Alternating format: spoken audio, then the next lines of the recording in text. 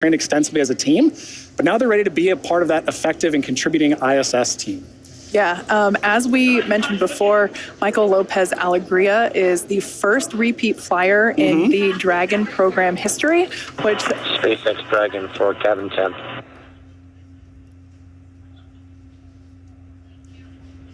Dragon SpaceX, I think that was for cabin fan. Go ahead. Actually, Jake, it was for cabin temp, and we're feeling just a little bit on the cool side here, wondering what the options are for warming it up.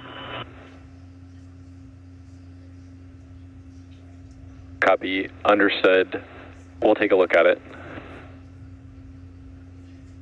Thank you.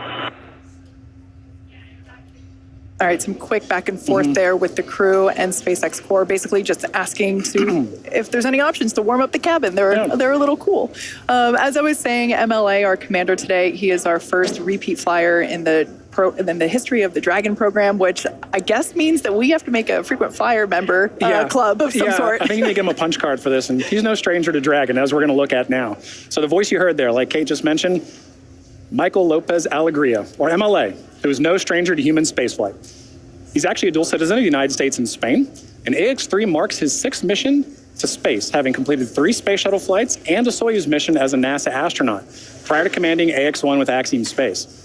MLA holds the NASA record for both the total number of spacewalks and the cumulative amount of time spent conducting spacewalks.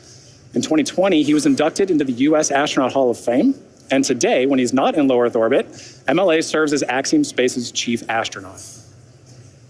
Our pilot on today's flight, Walter Villadei, is from the Italian Air Force and is taking his inaugural trip to low Earth orbit. Villadei currently serves in the Italian Air Force and as head of the Italian Air Force's representative office in the United States. He has completed cosmonaut training as a space engineer, participated in multiple analog training. Dragon SpaceX, for a different topic, we are about to send a command to cycle the orbit tank ISO valves to equalize low flow pressure. You should hear it. How copy?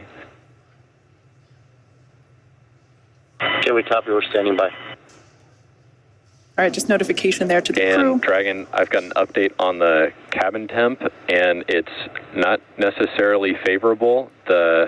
There's not much we can do at this point from the ground, especially anticipating the heating that will incur during ascent.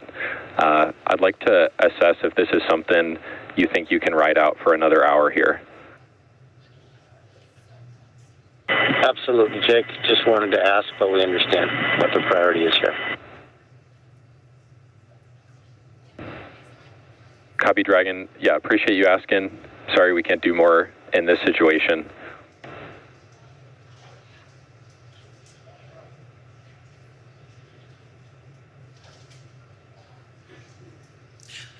Back to Walter. He has completed cosmonaut training as a space engineer, participated in multiple analog training missions, and flown a variety of aircraft and missions as an active flight engineer in the Italian Air Force. This mission is significant for Italy in that it commemorates the 100th year since the Transfer çalışmalarını sürdüren Beşiktaş, İstanbul'a getirdiği Adex Oxlade Chamberlain'in sakatlık sorunundan dolayı sözleşmesine özel madde koymak istiyor. Liverpool ile With 15 years of experience across a myriad of aircraft for the Turkish Air Force, Gezeravcı got his start in the Air Force Academy in Istanbul, Turkey, and earned a master's degree from the U.S. Air Force Institute of Technology. He then flew as a commercial airline captain for several years before returning to duty in the Turkish Air Force. This mission also marks the 100th anniversary of the founding of the Republic of Turkey. And finally, we have Mission Specialist Marcus Want, a lieutenant colonel in the Swedish Air Force who flew 9 years as a fighter pilot and graduated from the U.S. Navy Test Pilot School at the top of his class. In November of 2022, Marcus was selected by the European Space Agency as an astronaut reserve. However, with this mission, AX-3, he becomes the first project astronaut in ESA's history, a new designation within their ranks. In just a few short hours, he'll be only the second ESA astronaut of Swedish nationality to ever go to the International Space Station, a milestone marked in a year of jubilee as the 500th anniversary of the founding of the country of Sweden. So that is the AX-3 crew. We are now under an hour until liftoff. We're at T-minus 58 minutes and 10 seconds, and they're going to be heading to the International Space Station.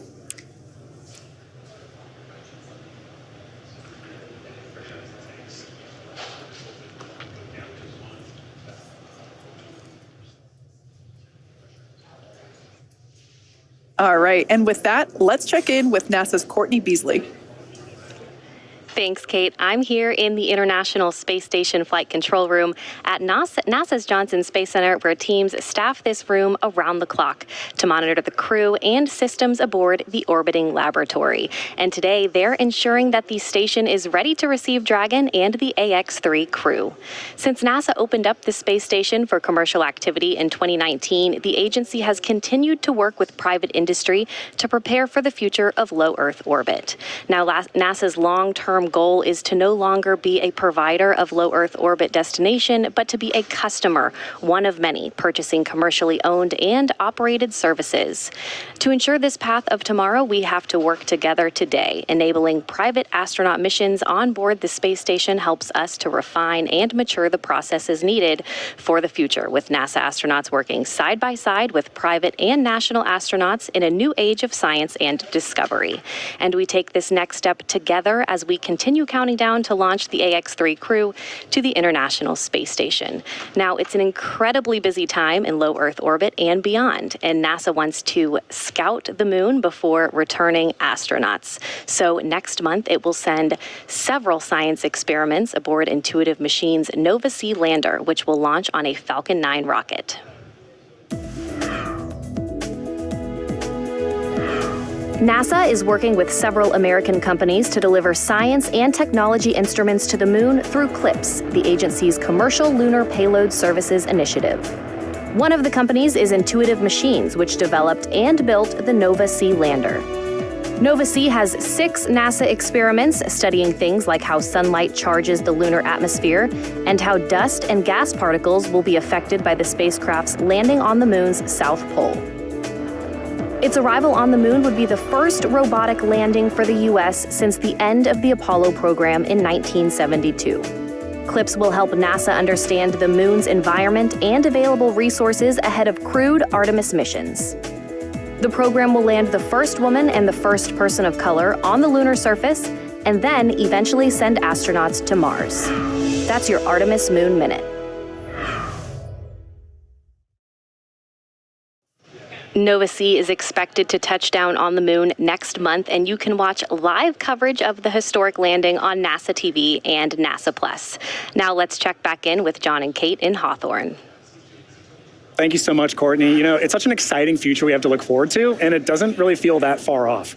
You know, every day behind us, all over the country, back in Houston, there's work happening to bring about this vision. Yeah, that's right. Even as we speak, SpaceX teams are preparing for our upcoming launch of the Intuitive Machines Nova-C lunar lander, known as the IM-1 mission.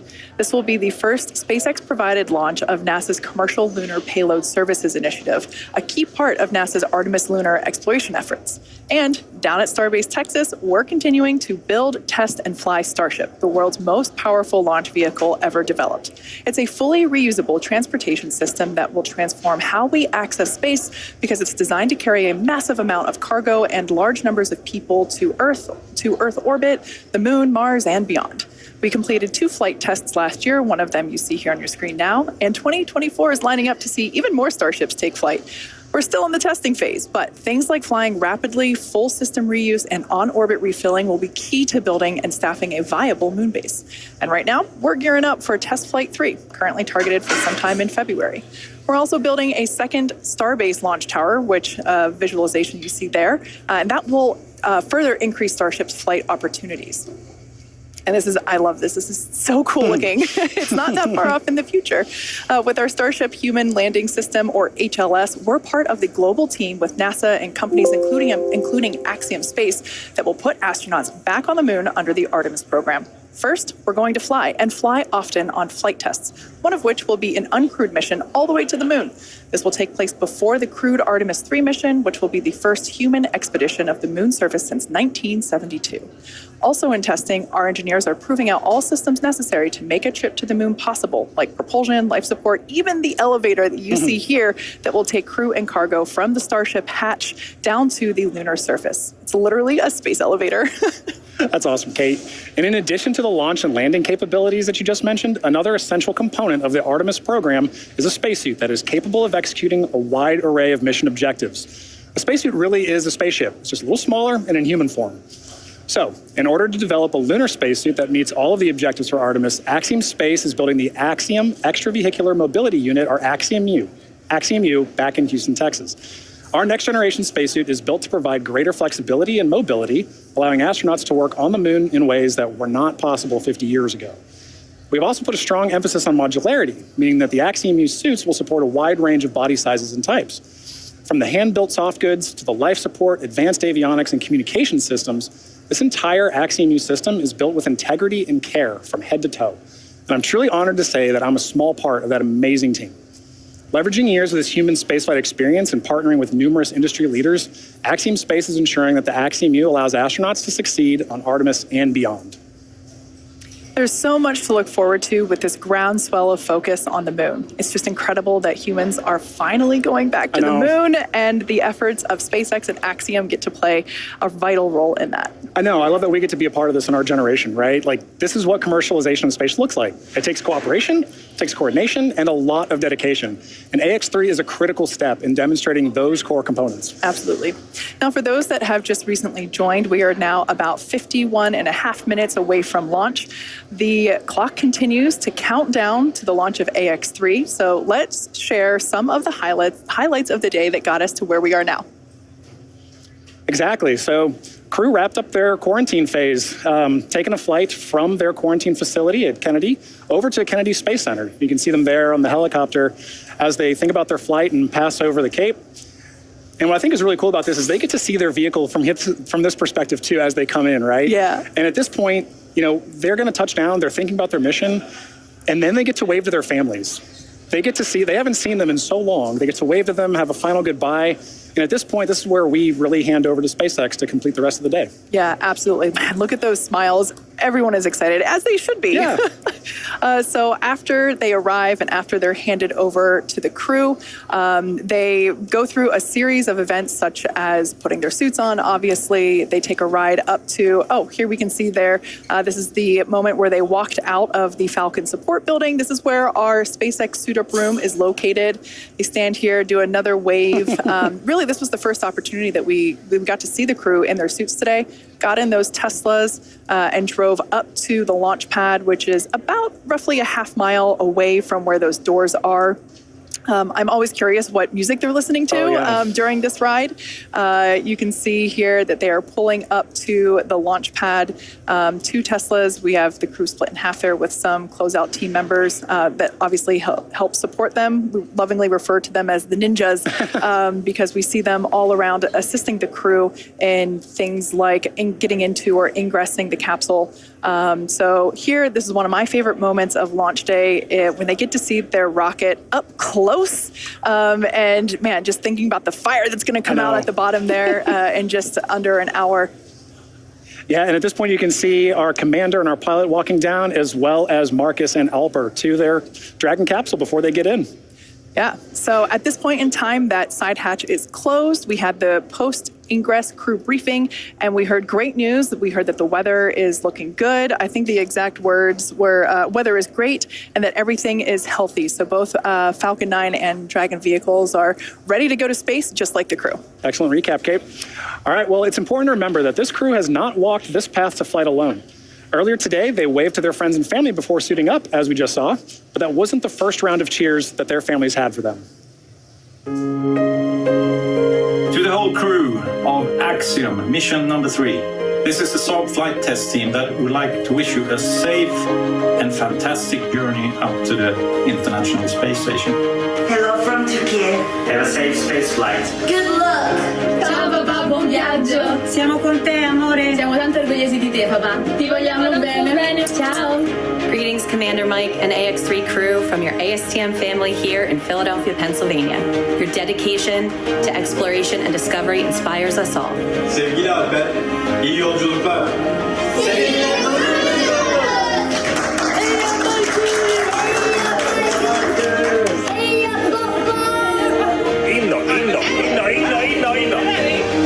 Rymden! Nej.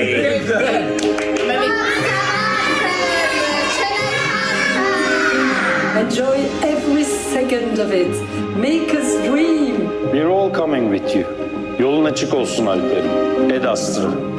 que acuérdate de saludarnos desde allá arriba, desde alguna de las ventanitas. Y nada, aquí estaremos esperándote con los brazos abiertos para cuando vuelvas. Un besito.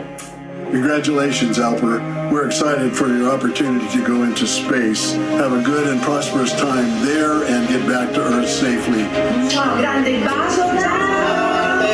Un abbraccio dalla mia famiglia. Ciao! Un bacio, zio. Ti vogliamo bene.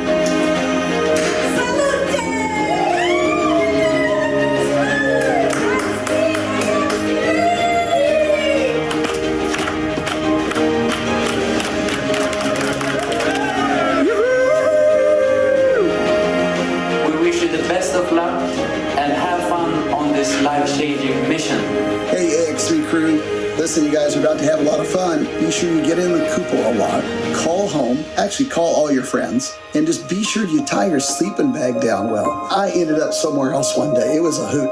Anyway, have fun. Ad Astra. Enjoy. See you when you get back.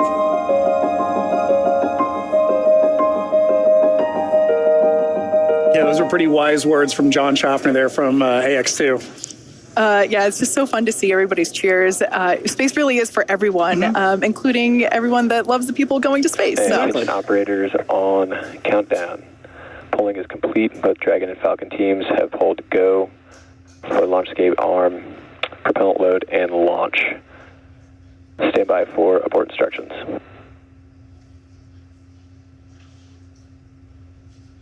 T-minus 45 minutes. Both control rooms go into lockdown and remain in that state until the launch escape system is disarmed. All operators are to remain at their console and maintain a sterile cockpit until MD confirms successful disarming of the launch escape system following orbit insertion or propellant offload in the event of a scrub. For non-urgent no-go conditions, brief the CE or LD and they will approve aborting the countdown. For urgent issues affecting the safety of the operation, operators shall call hold on the countdown net. Launch control will abort the launch auto sequence immediately and proceed into launch abort. At T-minus 10 seconds, launch control will be hands-off and relying on automated abort criteria for the remainder of the count. Operators advise the launch director whether structural breakup or fire is imminent or occurring per Dragon manual escape flight rules. Launch control at this time. You may proceed with arming the crew arm for movement. Launch control copies, proceeding with arming crew arm for movement.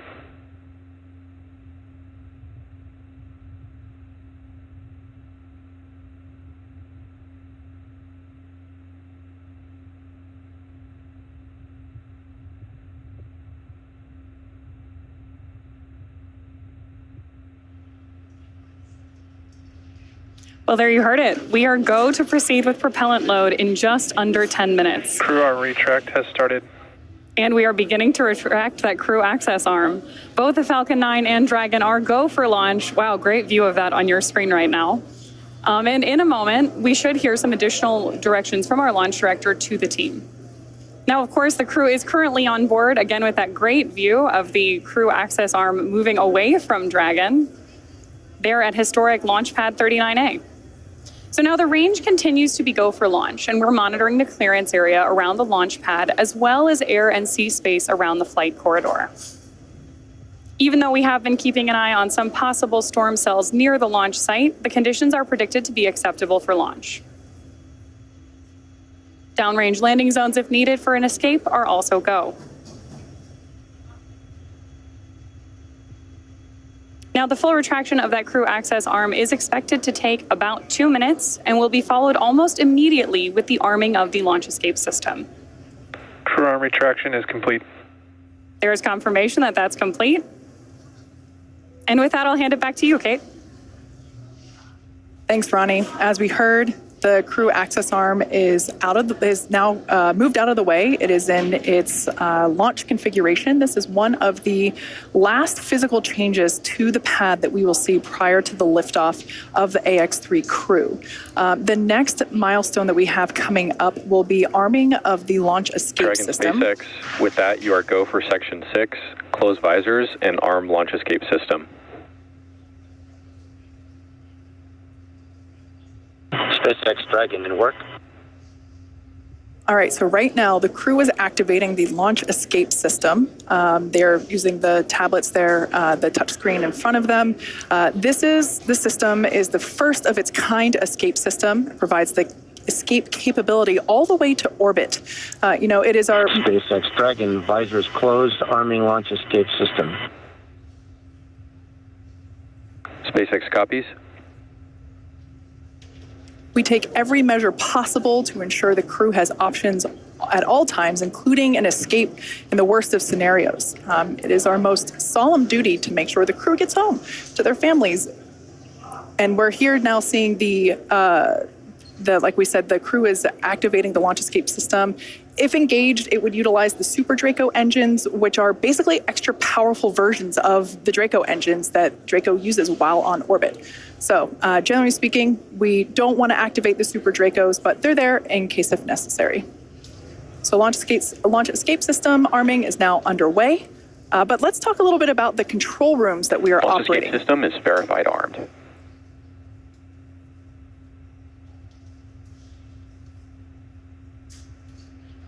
All right, there we heard the call out telling us that launch escape system is now activated. So here, this is our mission control center, and here just behind us, actually, at SpaceX headquarters in Hawthorne, California.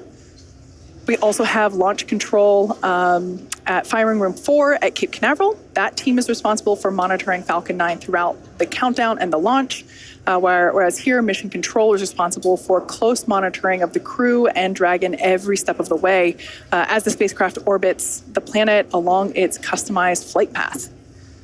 On console, or on headset, as we say, are a number of key positions who are monitoring the health of the vehicle and the crew. The mission director, call sign MD, as you'll hear out on the nets, that person's responsible for mission success and is in charge of the room. You'll also hear a specific role dedicated to communicating to the AX3 crew. We've heard from this individual a couple of times already today. This is Jake Vendel today. This is the crew operations and resource engineer, call sign CORE on the nets. The other positions are focused on things like software, propulsion, navigation, avionics, life support systems, and ultimately communications with the ground segments. SpaceX team members will also rotate on and off to ensure that we have 24/7 coverage of crew and Dragon for the entire duration of the mission, all the way through splashdown. So fun fact, we also have a crew supporting the NASA Crew 7 team in an adjacent control room just next door to this one. So yeah, we have 24/7 coverage for all Dragons up at the space station. That's awesome, Kate. And on that note, for Axiom Space, teams in Houston, as you can see there, coordinate mission support at Axiom Mission Control Center, or MCCA, as you can see on your screen. MCCA is an officially certified control center, joining the large network of other control centers, like you just mentioned, Kate, that support ISS from all over the world. From this secure facility, teams have live access to voice, video, data, all of that streaming from the ISS, and can work alongside their NASA counterparts to run on-orbit preparations and monitor every aspect of the mission in real time, 24/7, for the duration of the mission. This room is led by what we call an AXL, or Axiom Operations Lead. And around the room are also additional supporting flight controller positions that are each responsible for different aspects of mission support. That includes things like research, communications, medical, integration and stowage, and timeline operations. This is a significant step in our journey to expand access to low Earth orbit, as it is only the 12th ground segment partner for the ISS program. And through this facility, we are providing our customers and the global community a front row seat to the work being done on station. Yeah, as you can tell by the names like CORE and AXL, these are really important roles, and everything else kind of flows around them as the center point in those leading those operations, whether it's on the Axiom side or the SpaceX side. So as we await our T0 in just under 39 minutes from now, the ground operations teams are doing a series of system checks to make sure both the Dragon and Falcon are ready for launch. Let's take a look at what the ascent portion of today's mission will look like.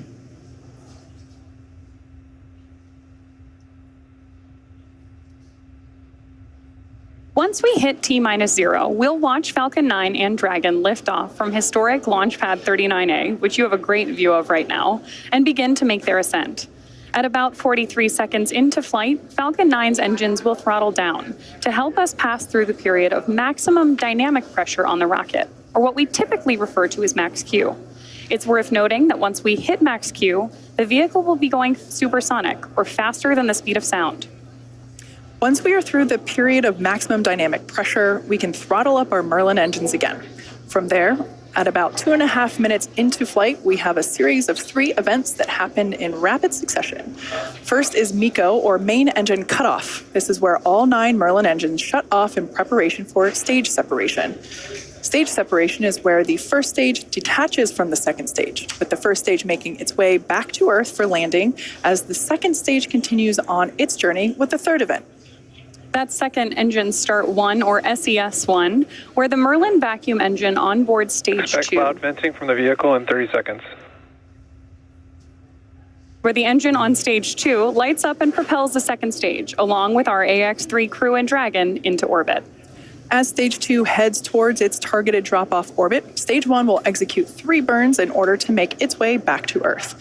The first is the boost back burn, where 3 of the Merlin 1D engines will reignite and shut down. This heads the first stage back to Cape Canaveral. The second burn, or the entry burn, helps slow the stage down in preparation. Falcon 9 tanks are venting for the start of propellant load. Second burn, or entry burn, helps to slow the stage down in preparation for that entry back into the Earth's atmosphere. And about 90 seconds after Dragon gets into orbit, Falcon 9 will land back on Earth. The landing burn will bring the vehicle speed down rapidly in order to land back on land near the launch site about 8 minutes into the mission. And while that first stage is heading back to Earth, the second stage will cut off its Merlin engine that was ignited right after stage separation. Once this happens, we'll wait for confirmation of a good orbital insertion. Then, Dragon will begin preparations to separate from the second stage. About 3 minutes after the second stage reaches orbit, we should have a great view of Dragon with its 4-person crew drifting away from stage 2. Once Dragon is a short distance away, it will begin checking out its Draco maneuvering thrusters to make sure Dragon continues to increase separation distance from the second stage. The nose cone deploy sequence will initiate just before T plus 12 minutes and then finish around T plus 15 minutes. This will expose Dragon's docking mechanism in advance of its arrival at the International Space Station. For us, these Dragon missions are important for safely flying astronauts so they can conduct scientific research and other activities in space, but also because they are laying the foundation for the future where more people from more countries all around the world will have an opportunity to travel to space, whether it's low Earth orbit, the moon, Mars, or beyond. In the history of human spaceflight, less than 700 people have ever been to orbit. At SpaceX, we want to help create a future where not just hundreds of people, but thousands and ultimately millions of people can travel off Earth to live and work in space and on other planets. Last year, we flew 6 Dragon missions. This year, we could launch up to 8 missions, including 5 or 6 human spaceflight missions, and that's only going... Propellant load has started. All right, right now we just heard the call that Falcon 9 has begun loading its propellants, liquid oxygen, and RP-1 rocket-grade kerosene, so good news there. As I was saying, this year that could include 5 or 6 human spaceflight missions, and that's only going to increase in the future. Thus far, we've only launched crew missions from Launch Complex 39A, which is what you see on your screen now. However, to support our growing manifest of Dragon missions, we've recently made some new upgrades to our other Florida launch pad, Space Launch Complex 40, which you see there with a brand new crew access arm being lifted. We're on our way to having 2 launch pads capable of supporting human spaceflight missions, meaning we'll have more opportunities to fly people on Dragon to orbit. If you're interested in helping us advance the future of human spaceflight and potentially fly on a future Dragon mission, check out spacex.com/human spaceflight to learn more.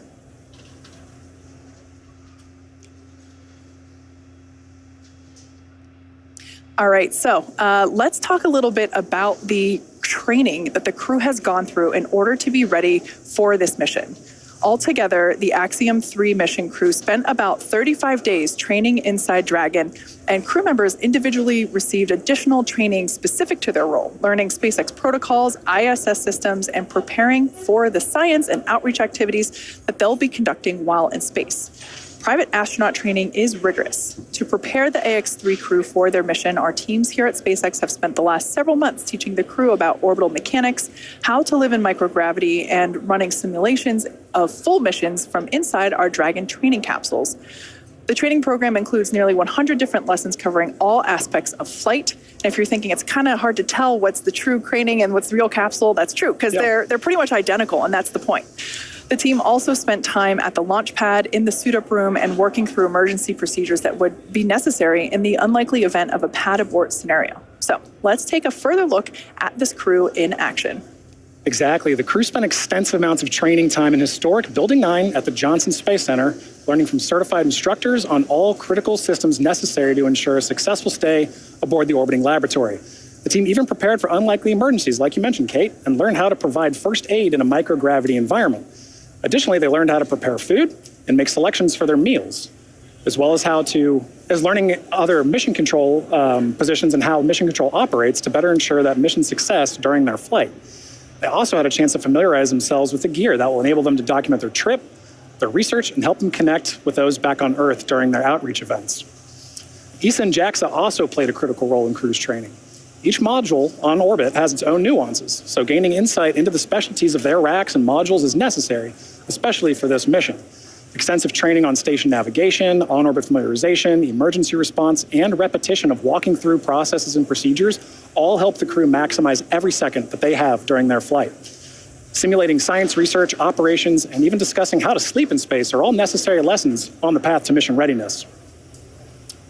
Now, the National Outdoor Leadership School, or NOLS, provides a very unique Earth-based experience for many astronauts before they fly.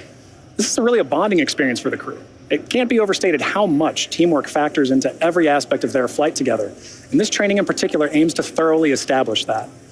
They also focus on survival skills, resilience, leadership, equally as important as followership, and overall teamwork to ensure they really are more than just passengers on the same rocket. The camping and outdoor adventure provides a solid foundation for the team to build on throughout their training. NOLS was definitely a highlight of this crew's preparation and training, and you can hear it in their voices and see it on their faces when they talk about their bond with each other. Now, you can't truly experience flying into space until you fly into space. But some really unique tools have been developed to provide the closest experience possible. An altitude chamber can challenge the body with oxygen deprivation in a controlled and safe manner, while Stage 1 cryo-helium load has started. While human-sized centrifuges send the crew members for a spin to simulate the G-forces that they'll experience on launch and re-entry. It can be a bit nauseating, but it does help the crew know exactly what to expect on launch day. Now, at the end of it all, a mission patch is celebrated, and it is hung in a tradition since the earliest days of spaceflight. So fittingly, as AX-3 heads to the International Space Station, the crew had the chance to be present for the patch-hanging ceremony of their mission patch in Building 9 on that module in Johnson Space Center. Spaceflight is a serious business, but moments of levity and celebration like this help everyone pause and reflect on the incredible accomplishments being achieved every day. No matter how many patches join a canvas like this one, each one is incredibly special because of the people who make it possible. The crew and those here on Earth supporting each mission. So now for more on each crew member's portfolio, we're going to send you out to the Kennedy Space Center with Sonia Gavankar-McKay, the Axiom Space Director of Digital Strategy, who is joined by Axiom's Chief Scientist, Dr. Lucy Lowe. Building on the success from AX-1 and 2, now 3 has over 30 experiments, and some of them returning customers. Lucy, good to have you back. This is one of my favorite parts of the pre-launch broadcast because we get to talk about all the science that's happening. There's so much happening. It's over 350 hours of research, which is great. But do we think like this is going to help us here on Earth? Does it really? Absolutely. So everything the crew is doing, it has huge benefits, not only for spaceflight and advancing exploration goals for humanity, but a lot of the research they're doing is really based on benefiting humans down here on Earth, whether it's healthcare, medicine, different kinds of technology applications. Everything they're doing has really tangible benefits to science and technology back down here on Earth. If you had to summarize each of the country's portfolios, how would you do that? Italy, give me some words. They are doing some fantastic technical applications for the Italian Air Force, and they are doing some really advanced biomedical research as well with some of their companies that they're working with. Excellent. Turkey, it's all about bringing all of Turkey together. Exactly. Turkey has a truly national portfolio. They have everyone across the country getting involved, from researchers at universities all the way down to school children. ESA and Sweden, what's their portfolio looking like? ESA has a very strong focus on research for advancing technology for exploration. So they have lots and lots of really cool technology demonstrations that are going to help human exploration in space in future. And tech demos as well. Do you as chief scientist, is that tech demos a different thing, or is it then research, or all part of the same wonderful pot? They're very much part of the same pot. So all the technology demonstrations that take place are built on a lot of research, and they often feed into future research that will take place to keep crew safe or to benefit human health here on Earth. Okay, so let's dig in a little bit deeper, starting with Italy. They have the ISOC services for the ISS. Tell me a little bit more. Yes, so this is a project from the Italian Air Force, which is the Italian Space Operations Center, where they've developed some software that's actually going to be analyzing debris in space. Which is a huge problem. It's a huge problem. We need to know where stuff is going and stuff is flying so that we can make sure that the space station is out of the way of those kinds of impacts. So that software is also going to be doing some space weather forecasting to help keep crew safe in future. Space weather forecasting? Yes, looking at different kinds of space weather from solar flares, for example, that can actually release damaging radiation that can not only damage human cells, but can also damage the electronics in a spacecraft. So you want to avoid that when you can. Makes sense. Beta amyloids aggregation updated. Yes. This is about Alzheimer's research. Exactly. So beta amyloid is a protein that aggregates together. It forms clumps. It forms amyloid plaques that are found in the brains of humans with Alzheimer's. If we can understand how those aggregates form better, which we can use microgravity to really investigate that, then we can gain insights into the Alzheimer's disease and how this terrible neurodegenerative disease can form, or potentially how we could even treat it. And you talked about that weather forecasting, which is part of radiation. That's a big part. So briefly tell me about the Italian portfolio with radiation research. Exactly. So they have got some light ion detector hardware that they have built that is going to be analyzing the real-time radiation risk from this kind of space weather. And we also have some companies that have got some advanced materials that they've developed that is designed to shield from some of this radiation in future. Okay, let's talk about the country of Turkey's research portfolio, the Turkish Space Agency, otherwise known as TUA.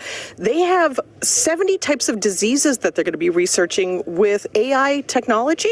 Yes, so they have a really cool project called Vocal Cord, which has developed, it's an easy-to-use telemedicine application where the crew actually cough or speak or make vocal noises into an iPad for recordings, and the AI software is then actually able to analyze that and can be used to detect or diagnose infectious diseases, potentially even cardiovascular diseases in future. Wow. Very cool. Partnerships are a big deal with Axiom Space. All of these countries are partners with us, and Turkey is working with JAXA on one of their research projects. Tell me about that one. Exactly. So they're working on a very cool project using the JAXA's electromagnetic levitating facility, where they are melting and then re-solidifying some metal alloys in a way that the metal alloy floats in space. Wow. So which helps us understand more about the molecular structure of these alloys and helps us understand more about materials research that we can then take that knowledge and apply that to industry back down here on Earth. And ESA in Sweden, looking way into the future, their research is focused on humans in long-term space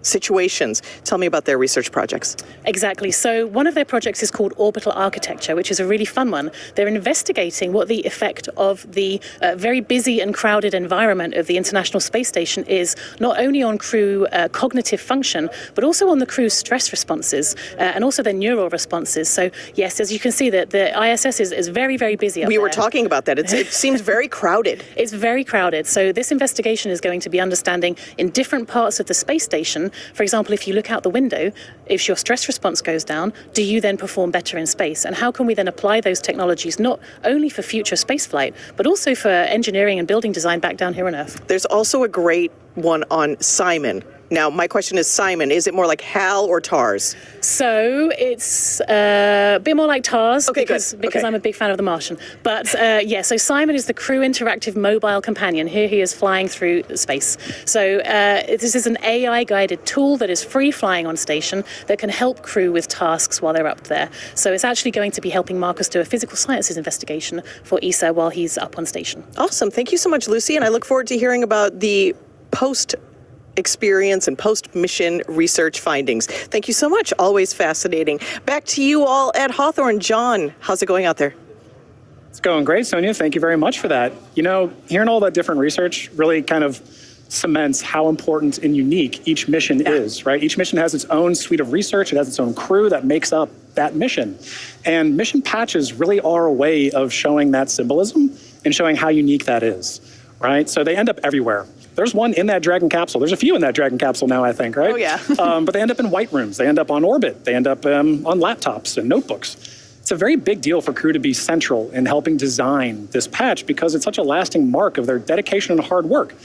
And the AX-3 crew has put their mark on spaceflight history with the AX-3 mission patch. All 4 astronauts are highlighted by their names, a star, and unique graphics for each nation that they represent. With the commander, Michael Lopez Alegria, holding dual citizenship, 5 national flags mark the top edge. The destination, the International Space Station, is the anchoring element in the middle. And interesting to note, the ISS resembles pilot's wings. So it should be no surprise, given that all 4 members are indeed pilots. Along the bottom of the patch, we see the mission's motto, the phrase plus ultra, in Latin meaning further, beyond. So together, all of this builds on the mission's theme of exploration and its slogan, exploring further without borders. Yeah, like you said, they do end up everywhere. My personal favorite place is there inside the capsule. There's 2 patches in there, one from the Crew 4 mission and one, of course, from the AX-2 mission, which also took this capsule to space. So I think it's safe to say that we're going to be flying so much that we are going to potentially run out of space for patches. Put them on the back of the seats, maybe. Yeah. Now, the SpaceX teams have teams all across, or SpaceX has teams all across the country supporting our missions in key roles, and they're in key locations such as our mission director, our core or crew operations and resource engineer, which you see there on your screen now. And these people are very important. We keep talking about the countdown, and this launch countdown is the framework that syncs all of these teams up together. It's incredibly important. Yeah, you're absolutely right. We've heard a lot of that today, right? As we're talking, we're hearing these loops or nets, right, of all these flight controllers talking. That's because communication is key. The entire mission, from launch, on orbit, all the way back down to splashdown, is a tightly choreographed dance between all of those parties, and that's where communication comes in. For sure. It's precise communication specifically is paramount throughout the mission in order to be successful, not just for today and on the way to the station, but continually for the next 2 weeks, all the way through splashdown. Like I mentioned before, we have another team supporting the capsule that's on station for Crew 7. So yeah, it's all the way through until the mission is complete. Exactly, and highlighting that communication, you see those 2 teams just on your screen there. Those are 2 of the many that work together. So to help facilitate that comm, Axiom Space is connected with that entire network of participants through MCCA in Houston, our mission control center at Axiom headquarters. That's what you see on the right there. And from SpaceX, NASA, and other international space agencies and researchers, we can talk together. So there are teams monitoring and participating in this mission around the world, including mission controllers in Japan and across Europe. When you all add it up, it really is a truly international endeavor. Yeah. Now, speaking of international, let's check back in with International Space Station Mission Control Center at NASA's Johnson Space Center. Courtney, how are things looking over there?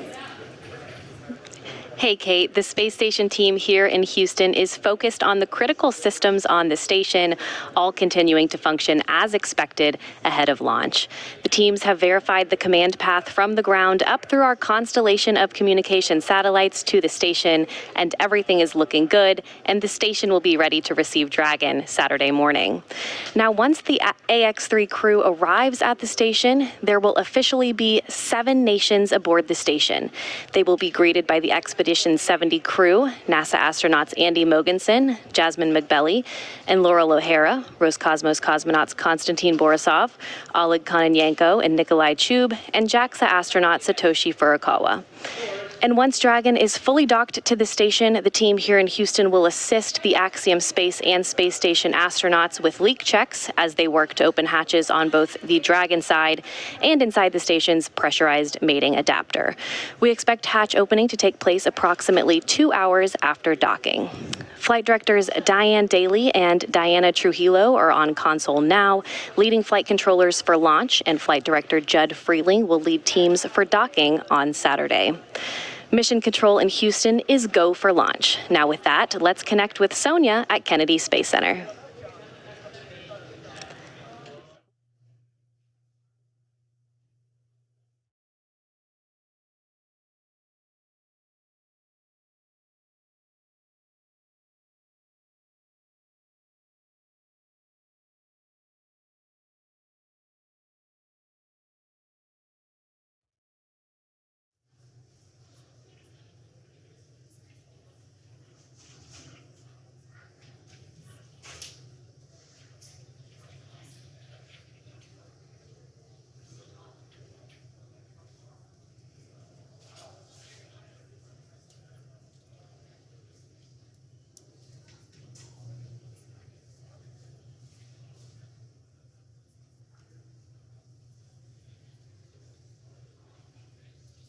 All right, for those of you that have recently tuned in, we are now within 20 minutes until the launch of AX-3 to the International Space Station. Officially, T-minus 18 minutes on the dot.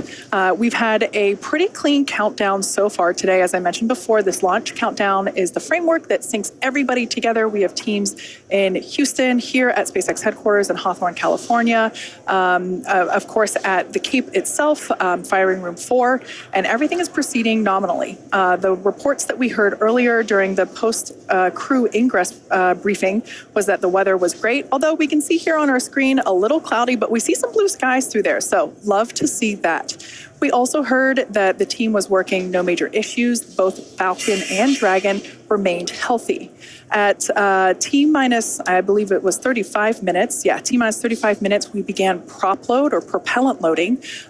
We now see some of these white clouds billowing from the vehicle. This is totally normal during this propellant load phase.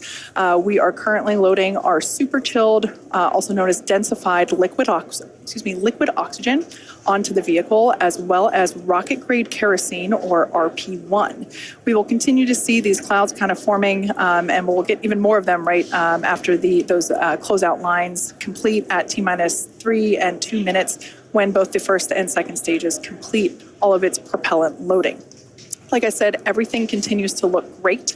The crew is currently strapped into their seats. There's a 5-point safety harness. You can think of it like a seatbelt, but it's a little bit more advanced than that. Actually, we see a live view of the crew there waiting so patiently as we are getting... All right, so there we heard that call out that stage 2 LOX load has initiated. That is that super chilled liquid oxygen being loaded onto the Falcon 9 second stage, which of course is the part of the rocket just below that black and white trunk section that we see there on screen. So the crew, at this particular view, the person on the far left is Marcus Want, one of our mission specialists. To his right is pilot Walter Vilade. To his right is Commander Michael Lopez Alegria, or MLA, and on the very far right, mission specialist Alper Gezeravcı. Fun fact for today's flight, it is the first time that we have a repeat flyer on Dragon. That's Commander MLA. He flew on the Axiom-1 mission, and it's so exciting to see him flying once again in Dragon today. He's pretty much an expert at this point. Yeah. All right, well, thank you for that update, Kate. And now for an update from Sonia Gavankar-McKay at Kennedy Space Center with Deputy Administrator Bill Nelson. Thanks so much, John. I'm now joined by NASA Administrator Bill Nelson. Thank you so much for joining us. We're so very close. NASA has so many decades worth of great relationships in the private sector with the commercial sector. Is this a winning strategy for the future? I know NASA is looking now further than LEO into going to the moon and even further. What does this look like going further, and what are we building on? It's the new era of the golden age of space adventurism. We go back to the moon, for example, not only with our commercial partners, and the 2 landers will be built by commercial companies, but we also go back to the moon with our international partners. Right. And that's quite a difference from a half century ago when we first went to the moon.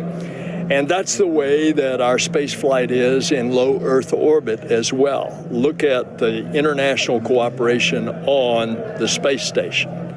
Look at now the commercial operation on the space station as evidenced by this flight here today. This moment really is that culmination of that international partnership, private, commercial, all of these things building on each other. How important is this for NASA to develop these commercial partnerships and across varying fields? I mean, Axiom Space, of course, building the Axiom Station. We're working on the suits that'll be worn on the moon by the Artemis crew. How important are these partnerships for NASA? Well, it's essential. We want to get out of low Earth orbit. We want to go and explore the cosmos. And so the more that we can bring commercial business off the face of the Earth up to low Earth orbit, and, for example, replace the International Space Station when it ages out in 2030 with a commercial space station that then we can become a person who rents space to train our astronauts before we send them out to the moon and on to Mars. Or the business aspect, pharmaceutical research, pharmaceutical production, all kinds of different research utilizing the properties of microgravity in space. So you're seeing the Axiom station as an expansion of the area that is available to do this work, and this dynamic shift between NASA and organizations like Axiom Space really offers something new to the landscape. This really is the next golden age, isn't it? Well, and Axiom is one of several that are now with incentive money from NASA building their concepts of a space station for low Earth orbit. And I am certainly hopeful that they are going to be successful, and that increasingly as they do research in space, they're finding out that there's a business case in order that they can actually have a profitable business. Well, that's what we're looking forward to, and we're looking forward to just this great moment as we build these partnerships, these relationships. Thank you so much for having us here and for being part of this broadcast and sharing this wonderful moment for all of our organizations, SpaceX, Axiom Space, NASA, working together as usual, right? Thank you so much. Thanks so much, Senator. Thanks for joining us. Go AX3. Go AX3, that's right. As we charge towards terminal countdown to launch, Michael Lopez Alegria, today's commander, has a special message for his crew. Let's take a look. Man, I am excited. We are getting very close. As we get to these last few minutes, I want to make sure we take a second to thank the training teams that got us here, that prepared this very professional team of astronauts to go to the International Space Station on this very historic mission. First, the NASA teams, both at Johnson Space Center in Houston and at Marshall and Huntsville, Alabama. Then to our international partners, ESA at the European Astronaut Center in Cologne, Germany, and Scuba near Tokyo in Japan. And the Axiom team, whose help really was important when it got down to training for all the payloads that we'll be doing, over 30 experiments, as I think you've heard. So we're excited and very thankful to all those guys, but last but not least, to the folks in whose very capable hands we find ourselves right now, that's SpaceX. Thanks to everybody. Without you, we couldn't have been here. Now let's go do it.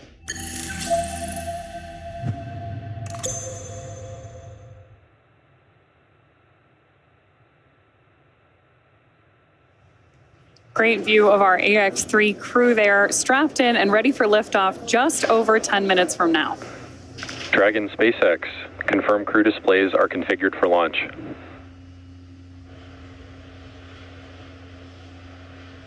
SpaceX Dragon, the displays are so configured, and do you mind if I say a few words here, Jake? MLA, I do not mind at all. You've got the floor.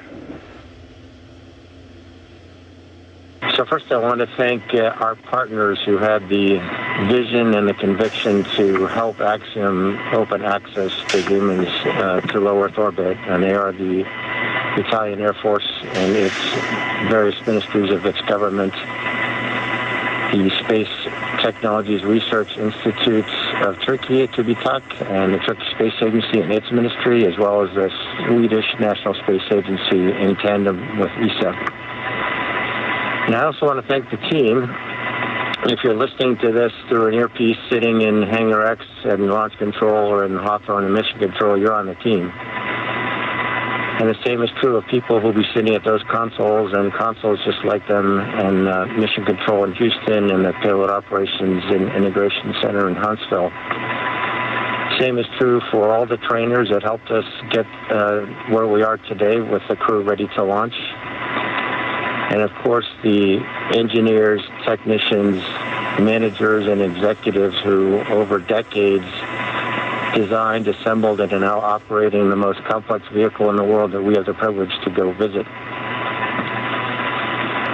Same is true for the visionaries who conceived and developed this amazing rocket that we're sitting on and the beautiful and capable capsule that we're sitting in. And if you're in the Rescue Ops Center, you guys are on the team. And of course, so are our friends and families who have given us their love and support from the very first step of this journey. And last but not least, the team at Axiom Space, the people who have poured their blood, sweat, and tears into this. To the four of us that are lucky enough to man the good ship Freedom at this point, are humbled to be on the team. We're grateful to our teammates, and we are go for launch. Plus ultra. Copy all, Mike. As we just ticked through T-minus 8 minutes, I'll let you know you've got a whole bunch of people rooting for you here and indeed all over the world. Godspeed, Axiom-3.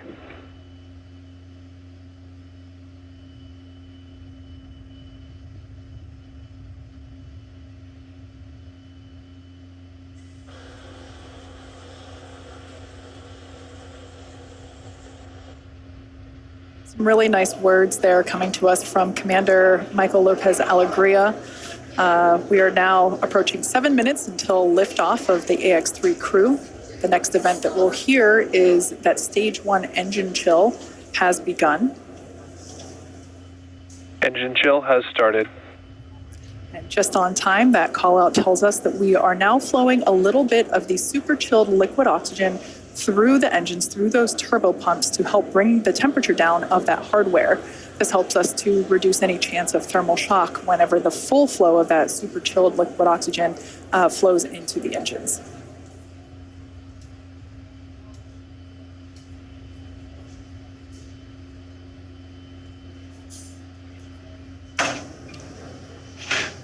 LOX load continues for Falcon 9. We're fully... Stage 1 RP1 load is complete. So good call-outs there that we have completed loading RP1, which is a highly refined type of kerosene on board Stage 1 of Falcon 9. You've got that great view on your screen. As we mentioned earlier, Falcon 9 is an RP1 and liquid oxygen fueled vehicle, so LOX fueling continues on the vehicle on both the first and second stage.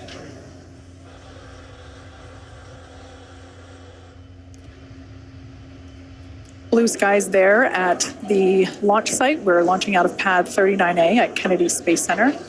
We are 60% go for those weather conditions, which we're always keeping an eye on around the Florida airspace. Next event that we have coming up is the terminal count for Dragon. This involves a couple of things, but primarily just means that Dragon will be transitioning to internal power. Great view there of the Dragon capsule, as well as the Dragon trunk, which is the unpressurized section just below the pressurized section, which of course is where we have the crew sitting. Propellant remains underway. We are completely loaded with all of our RP1, that rocket grade kerosene. We're still underway. Falcon 9 tanks are pressing for strong back retract. Dragon is in configure for terminal count. So like Kate mentioned, we are heading into terminal count and Falcon 9 is ready for that configuration. We also just heard the call out that the Falcon 9 tanks are pressurized for strong back retraction. The strong back is that white structure you see to the right of the vehicle right now. That's used not only to connect the vehicle's umbilicals, but also as a structural support system. The strong back is retracting? Up until it begins to retract, which we just heard the call out for here. That's the mechanism we use both to move the rocket out to the launch side and pull it into its vertical orientation ahead of launch. Now we'll keep an eye on it as it retracts slightly here on your screen. We'll be able to see those clamp arms begin to open. And there they are now. And then that strong back will retract a couple degrees away. It will retract even further upon ignition of the engines to clear the way for Falcon 9's ascent.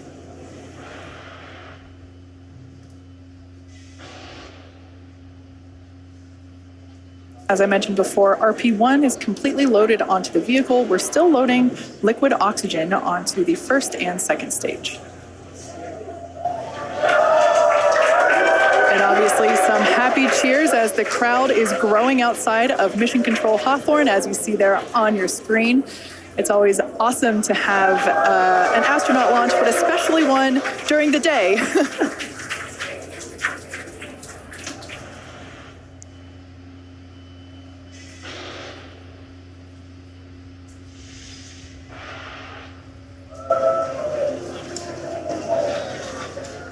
Stage 1 LOX load is complete.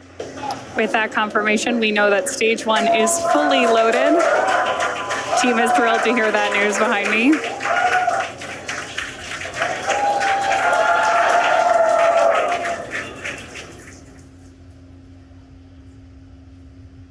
At liftoff, stage 1 combined between that RP1. Dragon is in terminal count and is on internal power.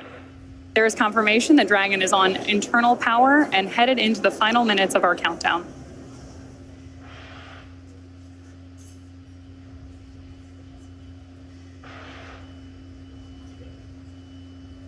As I was saying earlier, at liftoff, Falcon 9 will be burning nearly 700 gallons of fuel per second. Great views there, too, of our crew inside Dragon, awaiting liftoff just over 2 minutes from now.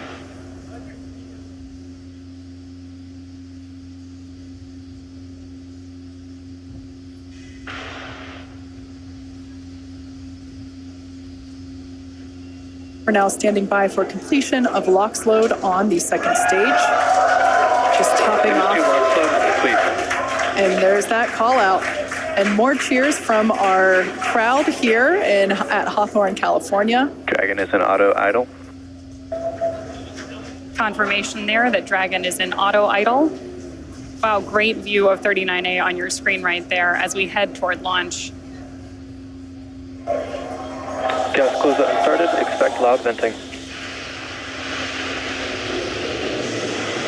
Call out to our crew there that loud venting is expected.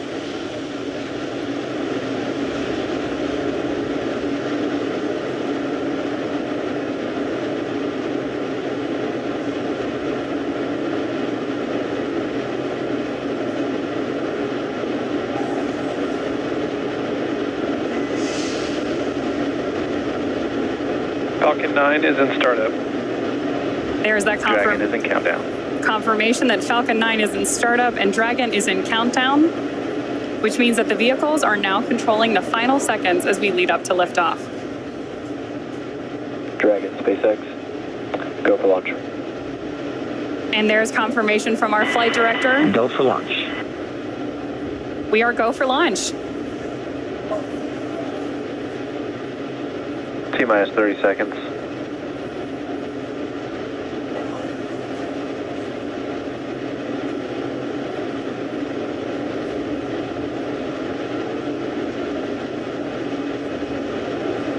T-minus 15.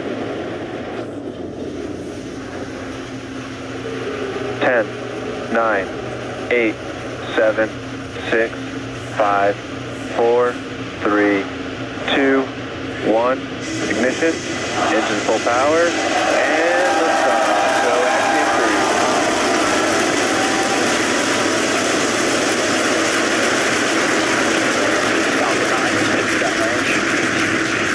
Further beyond, opening the door for more to follow. Godspeed AX3. Stage 1 propulsion is nominal.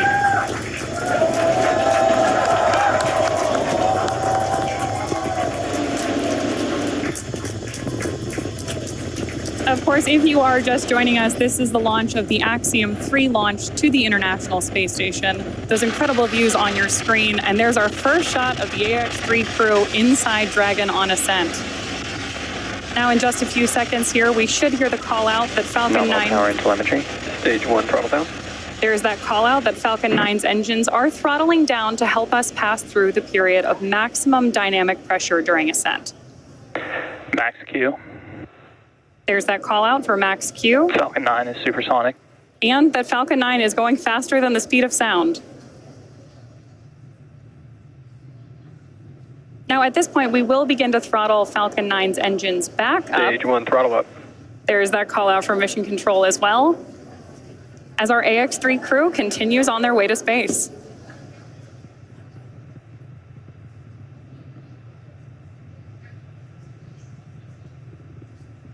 We're now T plus 1 minute and 32 seconds into flight. The next event we have is MVAC chill, similar to what... MVAC chill underway. There's that call telling us that, again, we're flowing a little bit of that super chilled liquid oxygen. Stage 1 Bravo. Copy 1 Bravo. That call there was one of the abort mode callouts that the crew is calling out as they are making their ascent on Falcon 9. Now, we're less than 30 seconds or a few seconds away from 4 events that will happen in rapid succession. Main engine cutoff, or MECO, as it's there on the bottom of your screen, stage separation, ignition of the first stage engine, and the first stage's boost back burn.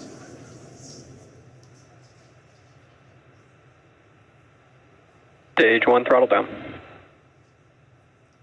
That call telling us that the engines are beginning to throttle down. MECO. Stage separation confirmed. SpaceX Dragon 2 Alpha.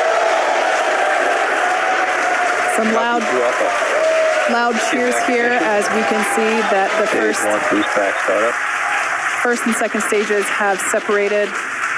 A beautiful view there. The brighter light is the second stage under power of the MVAC engine. That first stage booster is now heading back toward the Florida coast. One thing I love about daylight launches is we're going to get some amazing views. We should be able to see the Space Coast come back into view as the first stage gets closer and closer to landing zone 1.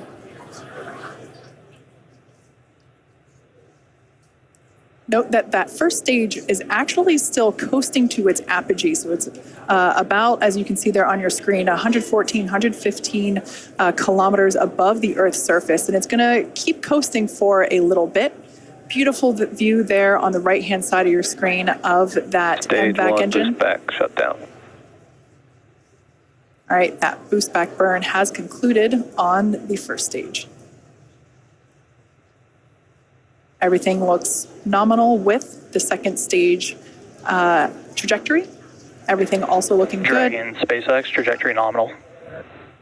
Everything looking good on the first stage as well as we see those grid fins begin to deploy. SpaceX Dragon, loud and clear.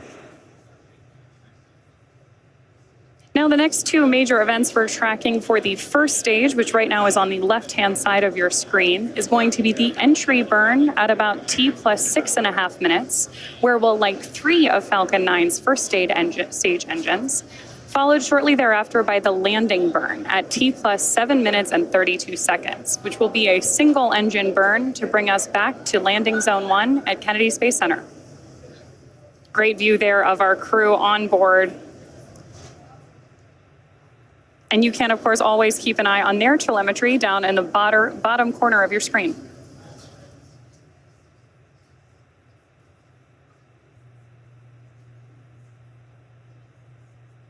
At this point, we should be just about 1.5 minutes away from that entry burn start. SpaceX trajectory nominal. Good call-outs there that we continue on a nominal trajectory with Dragon. SpaceX Dragon, we copy. And acknowledgement from the crew. These are incredible views on your screen right here. Again, the left-hand side of your screen is stage 1, making its way back to Florida.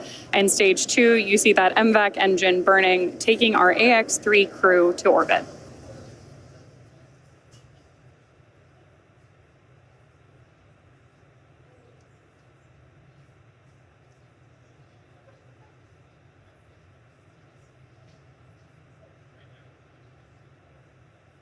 That entry burn we're waiting on here is going to be a relatively quick burn, and what we're doing with our first stage is effectively scrubbing off some of that velocity as we come in for landing.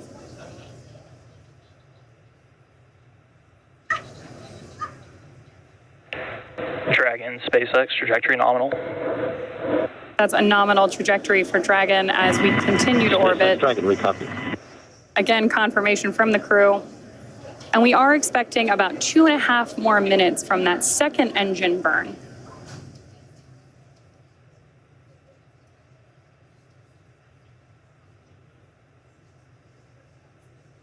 Stage 1 entry burn startup.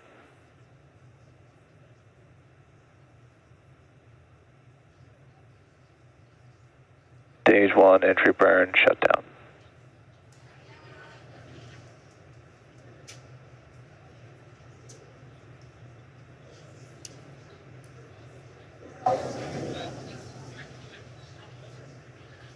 As we heard the call out, that entry burn has concluded. The next burn will be the landing burn.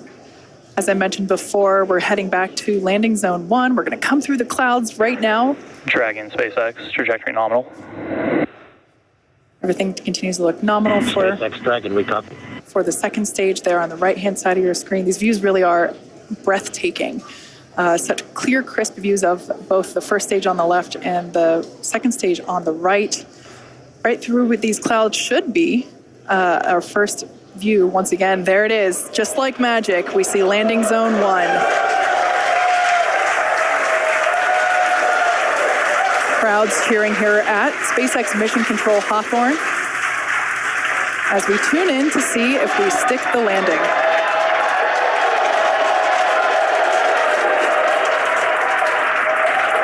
And if you couldn't tell by the loud cheers, we did stick. FTS has saved. We did stick that landing. Falcon 9 has landed once again. But turning our attention back to the crew, as you see there, our next event is second engine cutoff, or SECO, as it's referred to there at the bottom of your screen. Second stage will coast for a few minutes until Dragon is commanded to separate. A lot of just the energy here at SpaceX Mission Control is buzzing. You can hear commentary behind us. Right now, the crew is experiencing about 3 Gs, so pretty much a roller coaster for those thrill seekers out there. Stage 2 is in terminal guidance. And we are about 20 seconds away from that second engine cutoff. MLA will know this this feeling very well, this experience of going from now almost 4 Gs to SpaceX Dragon Shannon. To Copy, Shannon. As another abort mode there being called out. Now standing by for second engine cutoff.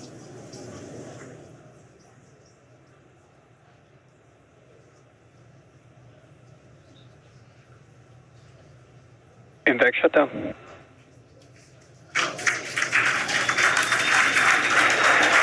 Dragon, SpaceX, you're in a nominal orbit.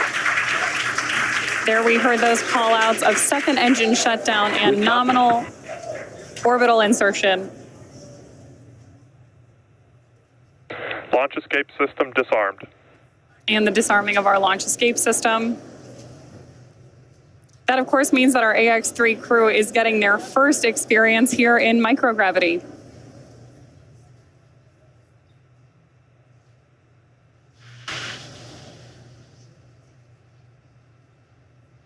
Right now, Dragon is performing a series of onboard checks to ensure that we're ready to begin actuating those Draco maneuvering thrusters on board the vehicle.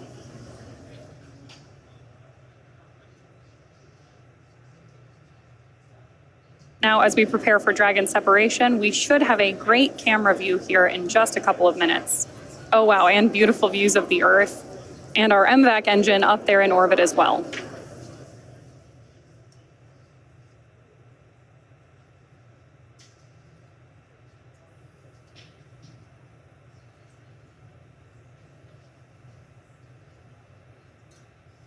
Views there as we await that separation.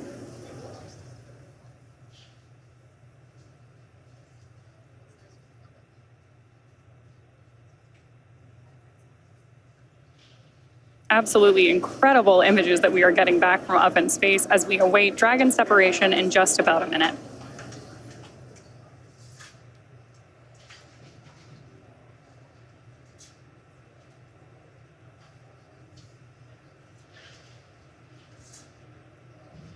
More views there of our AX-3 crew on board Dragon.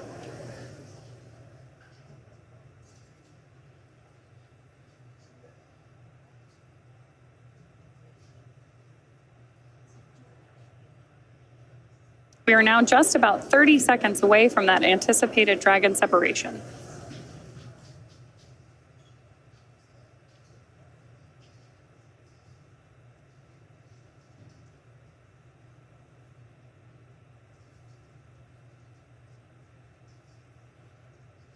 Starting to see the crew there play a little bit with the fact that they are operating in microgravity.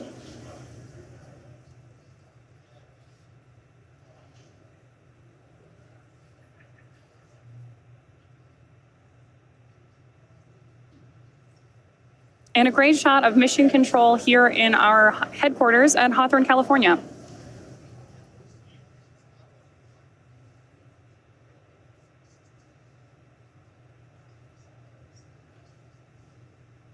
This camera view here is taking a look at Dragon. What we're waiting for is nose cone deployment, among other things, which, as Kate mentioned earlier, there we go. Dragon separation confirmed. As you can see, Dragon has separated from the second stage. A pretty cool view here looking up at the heat shield that will return the AX-3 crew back to Earth in just about 2 weeks. So this is our first view of AX-3 flying free.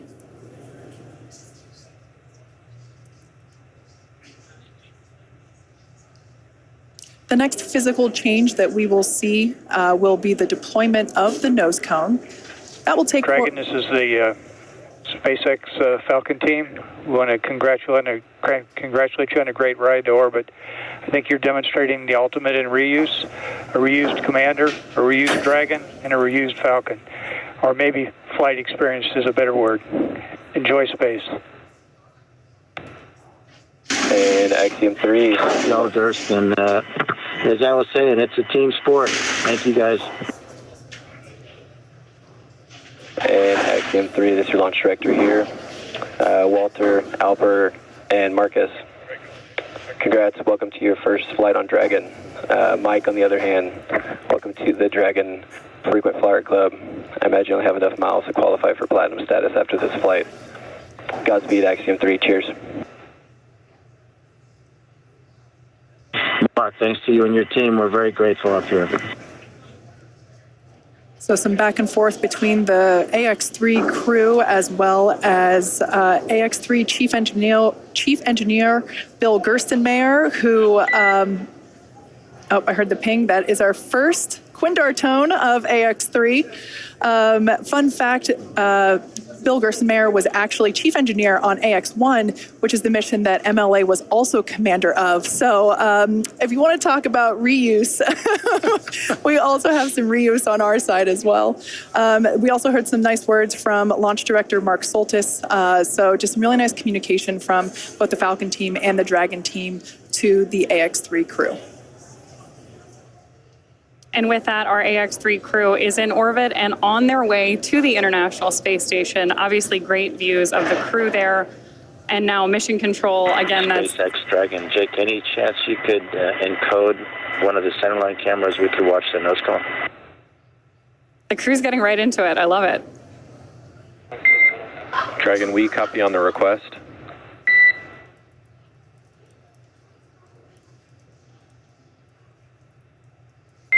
And Dragon, we expect that will automatically happen in the state machine here imminently.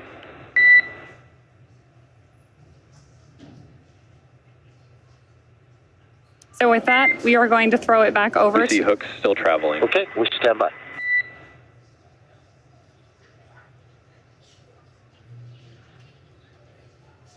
Great views there of our crew, again, on their way to the International Space Station.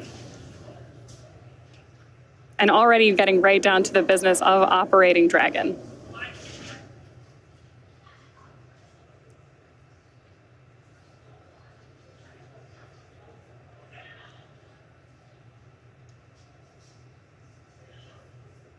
You can still see a huge number of our team gathered behind mission control.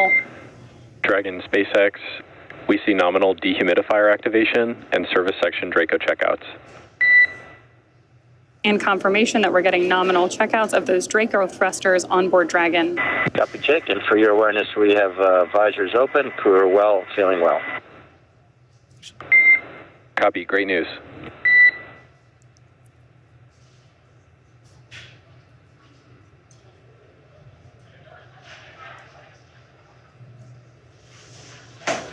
So for those of you that have just recently tuned in, AX-3 is in space. The crew is experiencing their first taste of microgravity. Here is a view of our MVAC engine, which has been shut down. The crew has actually separated away from the second stage, which is where that MVAC engine is located. We are standing by for nose cone deployment. This takes a few minutes to complete as there are 2 sets of hooks that need to be opened independently of each other. By deploying the nose cone, we are able to expose the docking mechanism, which is, of course, what the crew will utilize, what Dragon will utilize to autonomously dock with the International Space Station.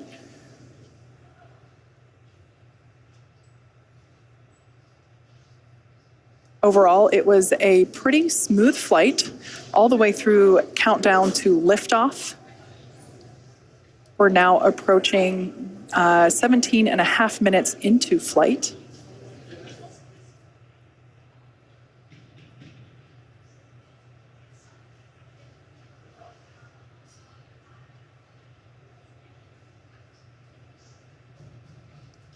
Once again, the next milestone will be to deploy the nose cone.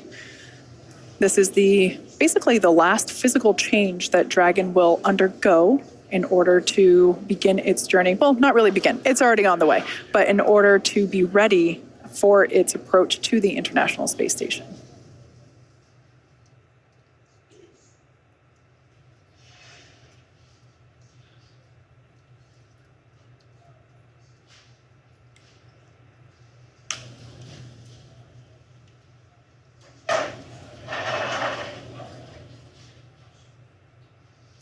All right, so it's hard to see at the moment because the camera is still close to the hardware, but this is the nose cone opening.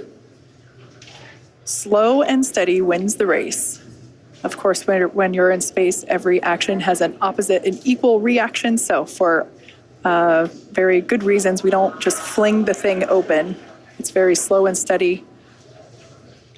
Again, this allows us to expose the docking mechanism, the hardware that will be utilized to dock with the International Space Station. That hatch, which is the forward hatch, will then be opened, and that's how the crew will get in and out of Dragon while it is up at the space station for the next 2 weeks.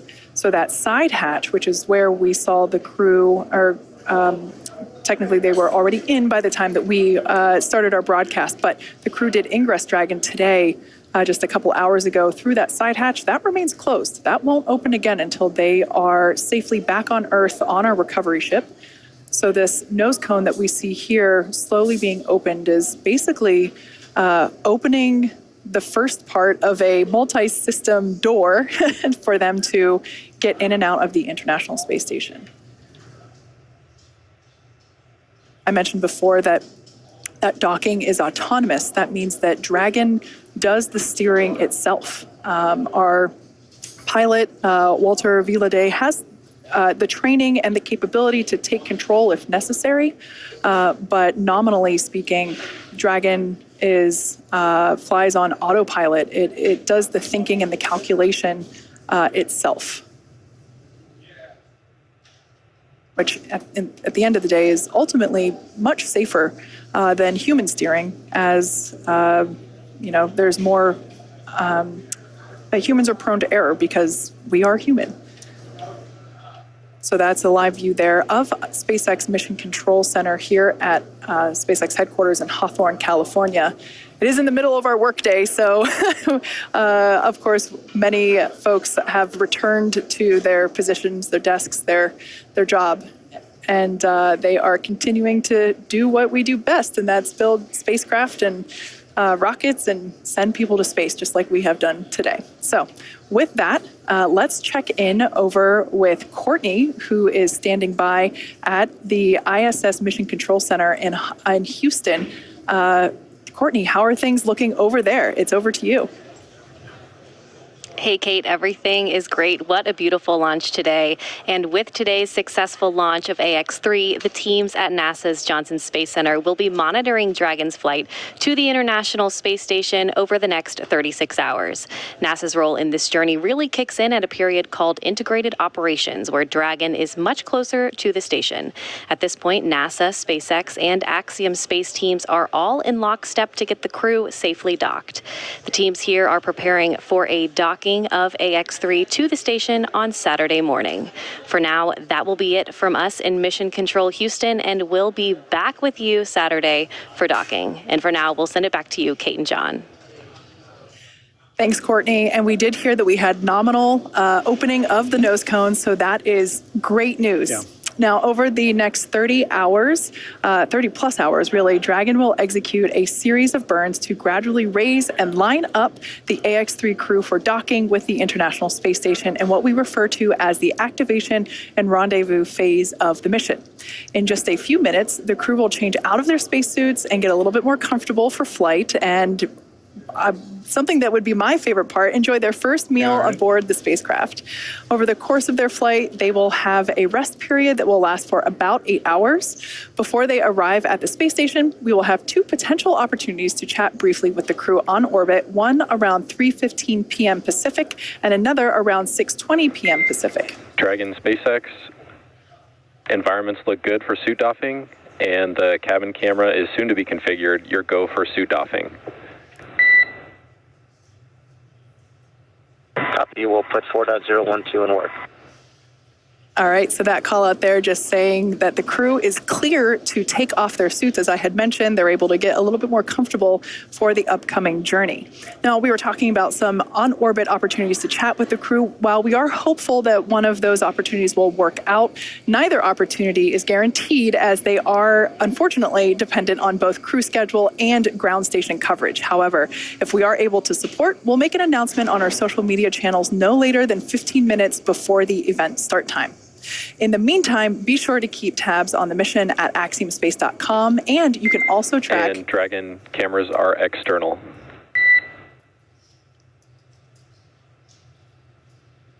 You can also track Dragon's flight on spacex.com/launches. Right, like you mentioned, Kate, even if we aren't able to talk live with the crew, we will continue to provide updates on the mission across our social media channels.